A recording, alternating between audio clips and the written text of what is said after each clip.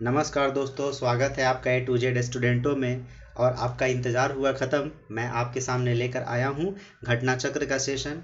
और प्लीज़ आपसे रिक्वेस्ट है कि चैनल को सब्सक्राइब कर लीजिए ताकि आने वाला जितना भी घटना चक्र से रिलेटेड वीडियोस है इसमें आपको तुरंत अपडेट करता हुआ मिले। क्योंकि मैं घटना चक्र में कॉन्सेप्ट के साथ आपको मैं पढ़ाने वाला हूँ। इसका जो क्वेश्चंस है और उसका एक्सप्लेनेशन भी होगा।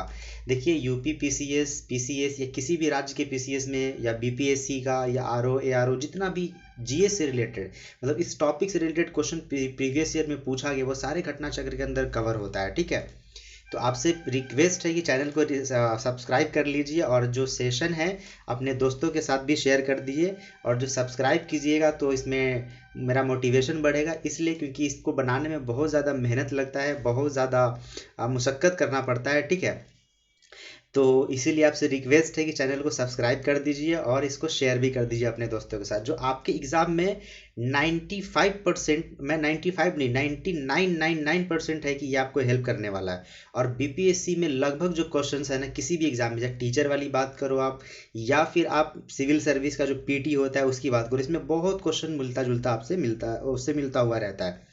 तो चलिए स्टार्ट करते हैं। सबसे पहला जो क्वेश्चन है, चैप्टर है, उसका नाम क्या है? ये आधुनिक भारत का इतिहास है। ठीक है, इसका नाम है क्या? यूरोपीय कंपनी का आगमन।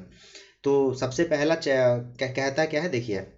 वास्को डी गामा गुजराती पथ प्रदर्शक अहमद इब्न बतूता की सहायता से भारत के पश्चिम तट पर स्थित बंदरगाह कालीकट, ठीक है, कालीकट बंदरगाह कहाँ? केरल के कालीकट, वहां पे बंदरगाह था। ठीक है, और कब आए थे? 20 मई 1498 को वहां पे एंट्री मारे थे। ठीक है, आपको पता है कि यूरोप में जो है बहुत ज़्यादा ठंड पड़ता है, तो वहाँ के लोगों को मसाला वगैरह चाहिए होता है। और आज भी भारत का लगभग ज़्यादातर मसाला पूरे विश्व में फेमस है। ठीक है, क्योंकि भारत में जो मिर्ची वगैरह है, साउथ इंडिया में जो भी वो बिकता है मसाले के लिए बहुत ज़्यादा फेमस है इंडिया। ठीक है, अभी के टाइम पे भी और उस टाइम पे भी आपको पता है कि जो मेडिटेरियन सी है उस जगह पे लोगों को, मतलब वो ऑटोमन साम्राज्य था, तो वहाँ जो भूमध्य सागर या जमीन का रास्ता था वो बंद हो चुका था। ठीक है, इसीलिए सबसे पहले कोलंबस को भेजा गया था कि जाइए इंडीज जाइए, तो वो बेचारा मुड़कर वेस्ट इंडीज चला गया था।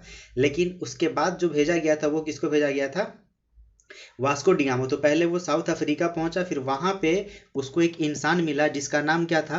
अहमद इब्न मजीद, जो उसकी सहायता से मेडागास्कर आइलैंड के बीच होता हुआ डायरेक्ट केरल के कालीकट बंदरगाह पे पहुंचता है। और जब कालीकट बंदरगाह पे पहुंचता है तो उस जगह पर जो राजा होते थे, शासक होते थे, उनको हम लोग क्या बोलते थे? जैमोरिन।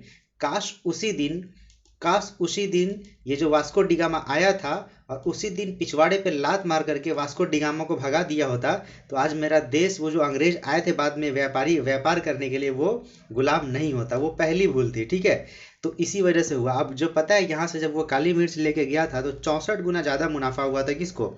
उस इसको, वास्को डिगामा को। ठीक है, तो आपसे क्वेश्चन ये पूछा जाएगा कि वास्को डिगामा भारत कब आया था? तो 24 मई 1498 को आया था कालीकट बंदरगाह पे।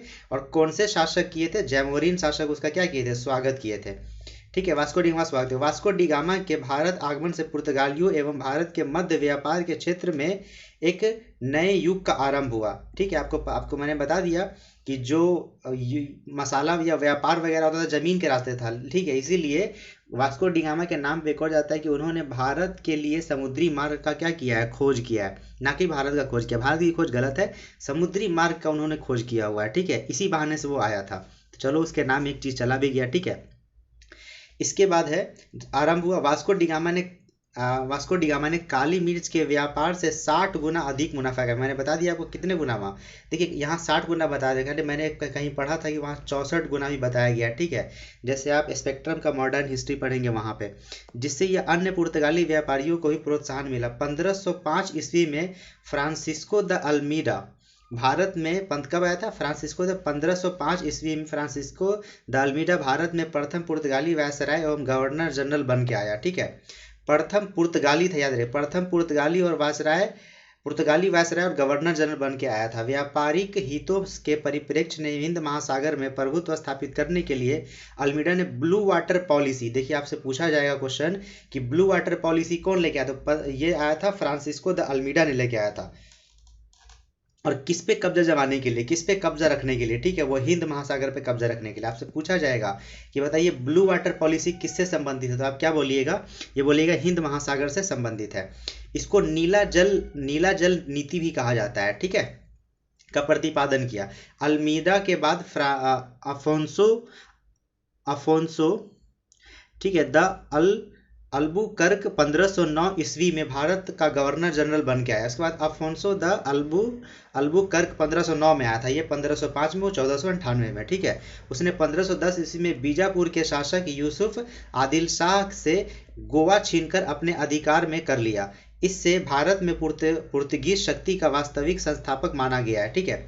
पुर्तगीज जो शक्ति है उसका वास्तविक संस्थापक किसको माना गया है, ये माना गया है अफोंसो अल्बुकर्क जो 1509 में आया था। इसे क्या माना गया है, असली संस्थापक पुर्तगीज का माना गया है, ठीक है, जो भारत में अपना व्यापार करने के लिए था। अल्बुकर्क ने 1511 ईस्वी में दक्षिण पूर्व एशिया की महत्वपूर्ण मंडी मलक्का, ठीक है, 1511 में दक्षिण पूर्व एशिया कौन सा, दक्षिण में और पूर्व में, उस एशिया में महत्वपूर्ण मंडी मलक्का एवं 1515 में फारस की खाड़ी के मुहाने पर स्थित हरमुज पर अधिकार कर लिया था। फारस की खाड़ी पे एक हरमुज है, ठीक है, उस पर कौन अधिकार कर लिया था, यही, ठीक है, अफोंसो द अल्बुकर्क, ठीक है। इसके बाद क्या है, आगे देखते हैं।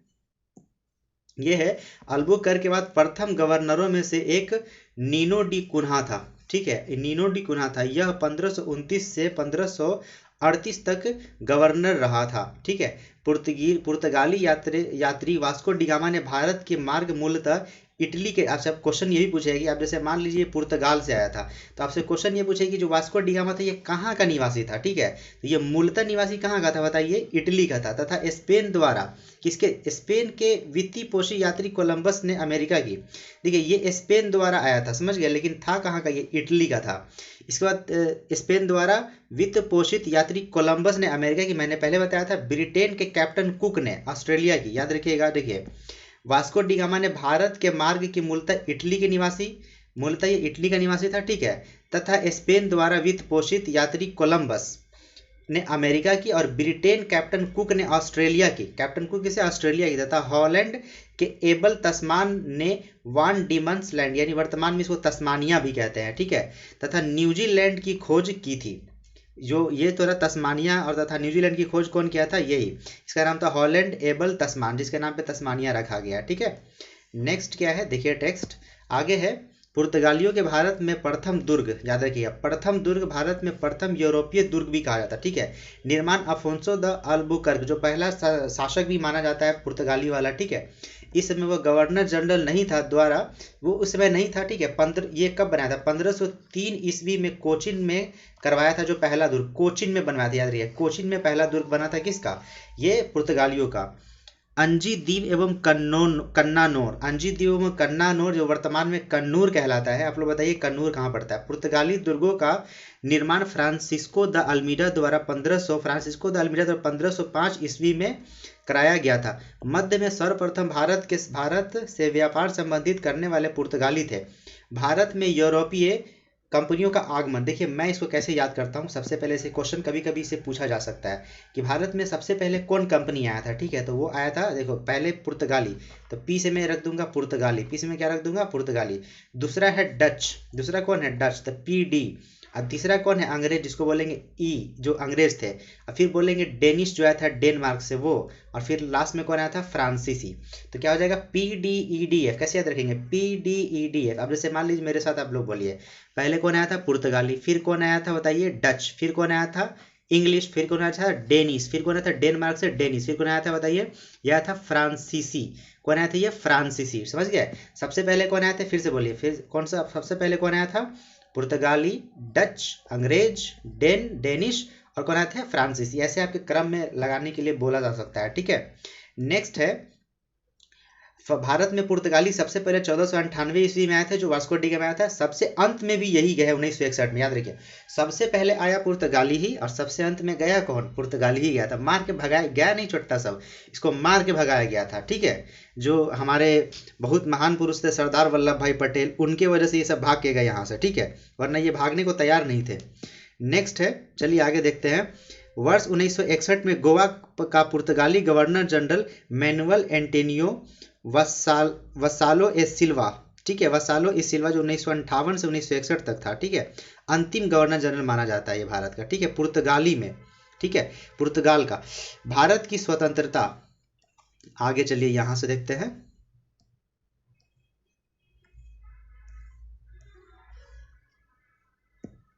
भारत की स्वतंत्रता प्राप्ति के दौरान गोवा का गवर्नर जनरल जोसो सिल्वेस्ट्रो फेरेइरा बोस्सा, जिसका देखिए कितना खतरनाक नाम है कि एड्रेस से पता नहीं चल रहा, याद कीजिएगा इसको, ठीक है, था। यूरोपीय शक्तियों में सर्वप्रथम पुर्तगाली व्यापारियों ने भारत में समुद्रिक व्यापारी केंद्र स्थापित किए, ठीक है। नेक्स्ट है इसमें पुर्तगाली, नेक्स्ट है, एक मिनट दोस्तों मैं थोड़ा और जूम कर देता हूँ, इससे ज़्यादा नहीं होगा, ठीक है। पुर्तगालियों ने भारत में अपनी पहली फैक्ट्री कालीकट में 1500 ईस्वी में, याद रखिए पुर्तगाली का जो पहला फैक्ट्री है कहाँ लगा था, कालीकट में। कब लगा था, 1500 ईस्वी में लगा था, स्थापित की, किंतु उसे शीघ्र ही विनष्ट हो जाने के उपरांत उसी वर्ष कोचिन में एक अन्य फैक्ट्री भी क्या किया, स्थापना किया, कोचिन में उसी वर्ष किया था, पहले कालीकट फिर कोचिन में। पुर्तगालियों द्वारा भारत में स्थापित प्रथम दुर्ग कोचिन 1503 ईस्वी में तथा कन्नूर में 1505 दूसरे दुर्ग का निर्माण करवाया था, ठीक है, कोचिन में और कन्नूर में। अब दूसरा दुर्ग का, पहला दुर्ग का कहाँ था मैंने आपको बताया, आप कमेंट में लिखिए उसको, ठीक है, तब याद होगा। नेक्स्ट है, चलिए आगे पढ़ते हैं। 1534 ईस्वी में पुर्तगालियों ने भारत का शासक गयासुद्दीन महमूद शाह को सतगांव और चटगांव में अपनी फैक्ट्रियां स्थापित करने की अनुमति प्राप्त कर ली। पुर्तगालियों द्वारा हुगली को बंगाल की खाड़ी में समुद्र लूटपाट के लिए अड्डे के रूप में इस्तेमाल किया। देखिए बहुत बार ये क्वेश्चन कई एग्जाम में पूछा जा चुका है कि जो पुर्तगाली थे हुगली को बंगाल की खाड़ी में, ठीक है, हुगली को बंगाल की खाड़ी में किस चीज़ के लिए इस्तेमाल करते थे, लूटपाट के लिए इस्तेमाल करते थे। किस चीज़ के लिए करते थे, लूटपाट के लिए इस्तेमाल करते थे ये लोग, ठीक है। नेक्स्ट है 1632 में मुगल बादशाह शाहजहां ने हुगली में पुर्तगाली बस्तियों को पूरी तरह नष्ट कर दिया था। किसने नष्ट किया था पुर्तगाली बस्तियों को, शाहजहां मुगल बादशाह ने किया था, ठीक है। और 1000 से अधिक पुर्तगाली निवासियों को बंदी बना लिया गया था उसी जगह, क्योंकि लूटपाट कर रहे थे, चोरी चकारी कर रहे थे ये लोग, इसीलिए बंदी बना लिया गया था उस टाइम पे। नेक्स्ट है कासिम बाजार की फैक्ट्री के प्रमुख जॉब चौरनॉक ने अंग्रेज के व्यापार केंद्र के लिए हुगली के स्थान पर सूतानूती और सुतनौती या आपके अभी के टाइम पे कलकत्ता का स्थल को चुना था, ठीक है। कोच्चि में 1824 में ब्रिटिश उपनिवेश के तहत शामिल हुआ था। कोच्चि कब हुआ था, 1814 ईस्वी में, 24 नहीं 1814 ईस्वी में ब्रिटिश उपनिवेश के तहत शामिल हुआ था। अंग्रेजी ईस्ट इंडिया कंपनी का सूत्रपात 1599 ईस्वी में हुआ था, जब लंदन से कुछ ऐतिहासिक व्यापारियों ने एक समूह का गठन किया, ठीक है। 30,133 पाउंड के वचनबद्ध अभिदत्त पूंजी के साथ ईस्ट इंडीज व्यापार के लिए अभिप्रेत समुद्र अभियान हेतु आवेदन प्रस्ताव ब्रिटिश क्राउन के समक्ष प्रस्तुत किया गया, ठीक है। आगे क्या है देखिए, हालांकि इन साहसिक व्यापारियों ने मूल प्रस्ताव को प्रीवी काउंसिल के स्वीकृति नहीं मिल सकी, तथापि अगले वर्ष पुनः एकत्र हुए और इस बार उन्हें ब्रिटिश क्राउन की पूर्व सहमति से ईस्ट इंडिया कंपनी अभियान हेतु जहाज अन्य साजो सामान खरीदने प्रारंभ किए और तथा अपनी पूंजी को बढ़ाकर 68,373 पाउंड कर लिया था, ठीक है। कितना कर लिया था, 68,373 पाउंड। उसके बाद 31 दिसंबर 1600 को, ठीक है, केवल 31 दिसंबर 1600 को ब्रिटिश महारानी एलिजाबेथ ने इन्हें the governor and company of the merchant of London trading into the East Indies, ठीक है। प्रथम गवर्नर थॉमस स्मिथ थे उस टाइम पे, ठीक है, के नाम के तहत रॉयल चार्टर बनाया गया था। कब, 31 दिसंबर 1600 ईस्वी को, ठीक है। इन कॉर्पोरेशन प्रदान किया और इस प्रकार ईस्ट इंडिया कंपनी आधिकारिक रूप से गठन हुआ था। मतलब इसका देखिए कितना बड़ा नाम था ईस्ट इंडिया कंपनी का, और इसका हम लोग डायरेक्ट क्या बोल देते हैं, ईस्ट इंडिया कंपनी नाम बोल देते हैं, ठीक है। जो बाद में ये हम लोगों को ना नाकों तले चने चबा दिया था ये ब्रिटिश लोग, ये सब वहाँ क्या चल रहा था, मीटिंग चल रहा था कि कैसे इंडिया को लूटना है, ठीक है। चलिए नेक्स्ट है, इसमें देखते हैं कि इन दौरान भारत का बादशाह अकबर 1500, देखिए अकबर था, ये अकबर था, बताइए उस टाइम पे क्या हुआ था। देखिए हिस्ट्री पढ़ के बहुत सारी चीज़ों को सीखने को मिलता है। 1556 से 1605 ईस्वी था, ठीक है। लिवेंट कंपनी को 1500 92 ईस्वी में स्थल मार्ग से भारत में व्यापार करने का अधिकार प्राप्त हो गया। जहांगीर के शासनकाल में इंग्लिश ईस्ट इंडिया कंपनी ने सर्वप्रथम 1611 में, देखिए अब क्वेश्चन पूछेगा कि सबसे पहले देखिए जहांगीर के शासनकाल में सर्वप्रथम 1611 में मसूलीपट्टनम अथवा मछलीपट्टनम जिसको कहते हैं में एक अस्थायी कारखाना का स्थापित किया था। कौन सा कारखाना? अस्थाई। 1613 में सूरत में स्थापित कारखाना हुआ था, ठीक है, सूरत में स्थापित कारखाना। 1611 में मसूलीपट्टनम में एक अस्थाई, देखिए यहाँ पे अस्थाई मैंने बोल दिया गलती से, ये क्या हो जाएगा? अस्थाई कारखाना किया था। और यह सूरत में क्या किया था? अस्थाई कारखाना बोलेगा। जैसे मान लीजिए अस्थाई बोलेगा तो क्या बोलेगा? मसूलीपट्टनम। और अस्थाई बोलेगा ब्रिटिश पहला कारखाना कहाँ हुआ था तो क्या बोलेगा? सूरत बोलेगा। इससे बहुत सारा क्वेश्चन बनाया जा चुका है, ठीक है। नेक्स्ट पेज है,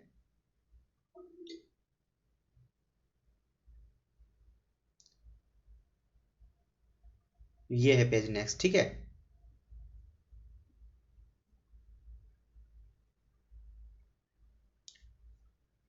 अंग्रेजों के समय अस्थाई कारखाना था, ठीक है, मैंने आपको बता दिया है। नेक्स्ट है सूरत में, रुकिए थोड़ा और जूम कर लेता हूँ। सूरत में डचों द्वारा फैक्ट्री 1616 ईस्वी में लगा दिया गया था डच के द्वारा। फ्रांसीसी द्वारा 1668 ईस्वी में स्थापित किया गया था। थॉमस बेस नामक अंग्रेज अधिकारी ने पुर्तगालियों को स्वाली के स्थान पर हराया था, ठीक है। 1662 में इंग्लैंड के सम्राट चार्ल्स द्वितीय का विवाह पुर्तगाली, देखिए पुर्तगाली राजकुमारी कैथरीन से होने पर चार्ल्स बम्बई उपहार के रूप में प्रस्ताव। कितना कमीना था ये लोग कि बताइए, भारत का जमीन शादी ब्याह करे ये लोग, हमारे जमीन को उसको अपने बीवी को गिफ्ट में देता है ये लोग, मतलब अपने उसके दहेज में दे रहा है। दूल्हा बीवी को नहीं, दहेज में मिल रहा है दूल्हा को पूरा का पूरा बम्बई। समझिए कितना ये लोग कमीने लोग के थे ये। मुझे तो क्या मतलब मन में आ रहा है कि बहुत कुछ बोलूँ, लेकिन क्या बोलूँ मैं इन लोगों को, लूट के तो चले गए।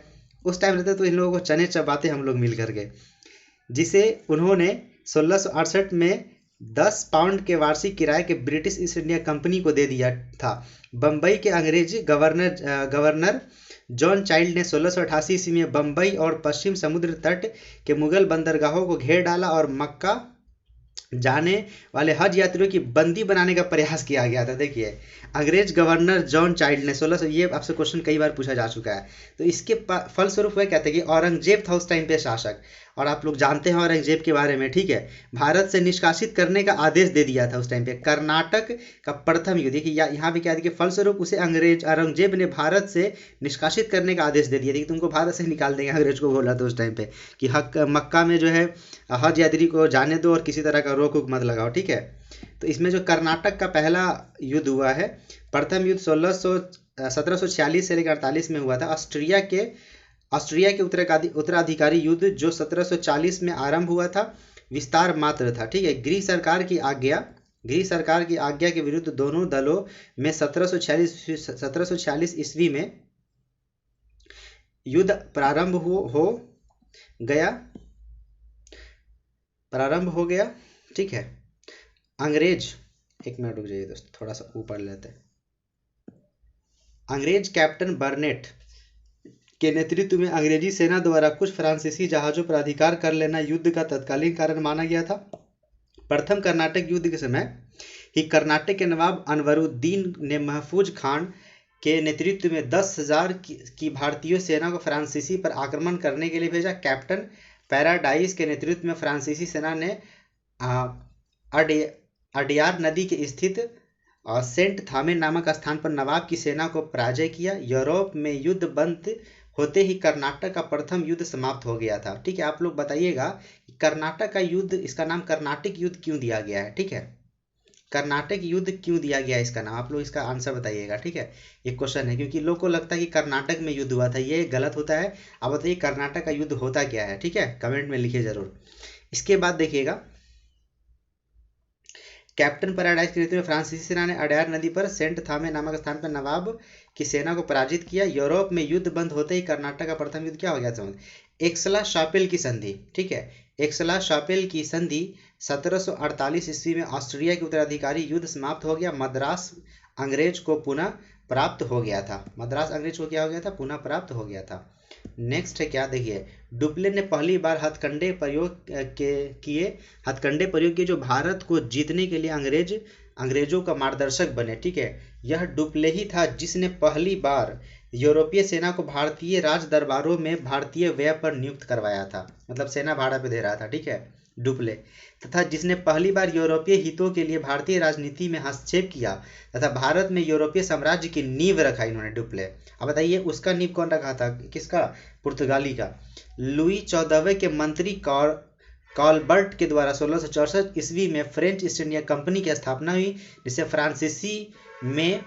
फ्रांसीसी में कैप्टन फ्रेंकाइज और ले कॉमर्स दे इंदेस ओरिएंटलेस कहा गया था, ठीक है। फ्रांसीसी कंपनी का निर्माण राज्य द्वारा हुआ और राज्य ही इसका सारा खर्च देता था। 1667 में फ्रेंकोइस कैरो के नेतृत्व में एक अभियान दल भारत के लिए रवाना हुआ, जिसे 1668 ईस्वी में सूरत में पहले अपने व्यापारिक कारखाने की स्थापना की, ठीक है।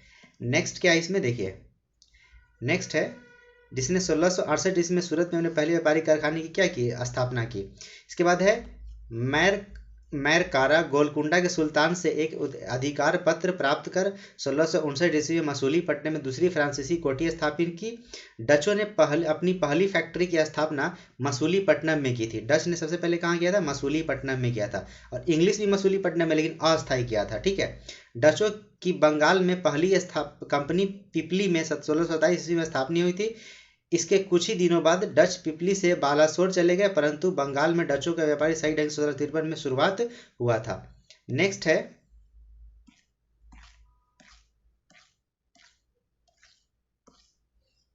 जब उन्होंने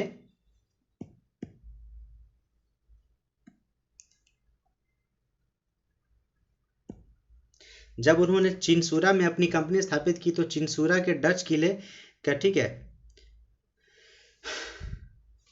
यहाँ पे गुस्ताबुस आई थिंक फोर्ट के नाम से जाने जाते थे। यूरोपीय कंपनी को सर्वोत्तम शोरा और अफीम, देखिए क्वेश्चन ये कई बार पूछा गया, बिहार में जो यूरोपीय कंपनी थी किस चीज़ का ज़्यादा व्यापार करती थी, शोरा और अफीम। शोरा जानती, बताइए किस चीज़ के लिए इस्तेमाल होता है, और अफीम तो जानते ही है। शोरा और अफीम बिहार से ज़्यादा व्यापार होता था, ठीक है, ये याद रखिएगा, यूरोपीय कंपनी ज़्यादा इसी का व्यापार करती थी। अंग्रेजी शासनकाल में बिहार में अफीम उत्पादन हेतु प्रसिद्ध था, अफीम और शोरा के लिए बहुत प्रसिद्ध था। भारत में यूरोपीय शक्ति, अभी मैंने बताया था आपको, बताइए तो फिर से एक बार, PDEDF, पी से क्या हो जाएगा, पुर्तगाली यानी पोर्तुगीज, डी से क्या हो जाएगा, डच, ई से क्या हो जाएगा, इंग्लिश, डी से क्या हो जाएगा, डेनिश, और एफ से क्या हो जाएगा, फ्रांसीसी। ये वीडियो थोड़ा लंबा हो गया है, और इस जो कॉन्सेप्ट आपने अभी पढ़ा है इसका मैं क्वेश्चन आंसर आपसे, मतलब अभी इसके बाद वाले वीडियो में सेकेंड सीरीज में आपको मैं दे रहा हूँ, ठीक है। चलिए बहुत बहुत धन्यवाद, तब तक।